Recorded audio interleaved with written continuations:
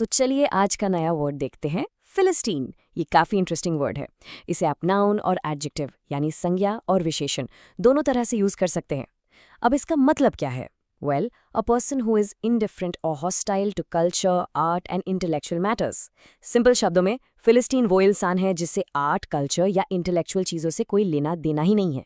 In fact हो सकता है उसे ये सब पसंद ही ना हो।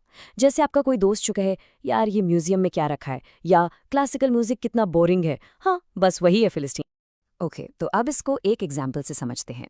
जरा ये सेंटेंस सुनिए। He is a complete philistine and has never read a single book. यहाँ साफ साफ पता चल रहा है कि ये इंसान किताबों की दुनिया से कोसों दूर है। उसने आज तक एक भी बुक नहीं पढ़ी। इसका मतलब उसे लिटरेचर या नॉलेज में कोई इंटरेस्ट ही नहीं है।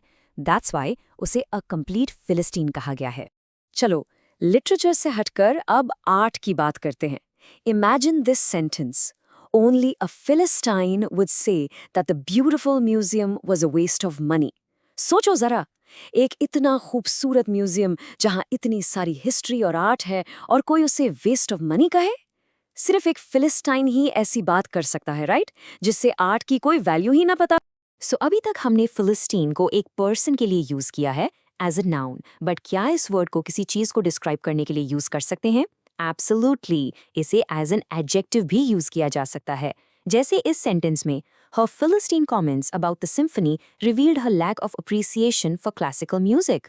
देखा आपने, यहाँ फिलिस्टाइन कमेंट्स को डिस्क्राइब कर रहा है, मतलब उसके कमेंट्स ही ऐसे थे जिससे साफ पता चल गया कि उसे क्लासिकल म्यूजिक की बिल्कुल समझ नहीं है। ओके, एग्जाम्पल्स तो ठीक हैं, but now for my favourite part. एक बहुत ही अमेजिंग कोट है राइटर क्विंटन क्रिस्प का। ध्यान से सुनिए। The philistine provides the best definition of art. Whatever he hates is art. कितना क्लेवर है ये। बेसिकली वो कह रहे हैं कि अगर आपको असली आर्ट पहचानना है तो एक फिलिस्टीन को देखो।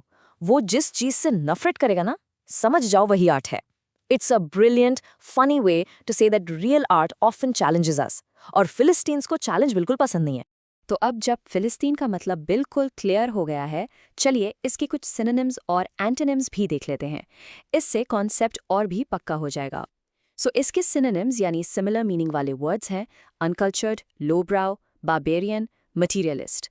और इसके एंटोनिम्स यानी इसके एग्जैक्ट ऑपोजिट्स हैं कल्चर्ड, इंटेलेक्चुअल, रिफाइंड, हाई ब्राउ। तो इन शॉर्ट फिलिस्तीन का उल्टा हुआ एक कल्चर्ड या इंटेलेक्चुअल पर्सन। सिंपल। बस आज के लिए इतना ही। मिलते हैं नेक्स्ट वीडियो में। Happy learning. Bye bye.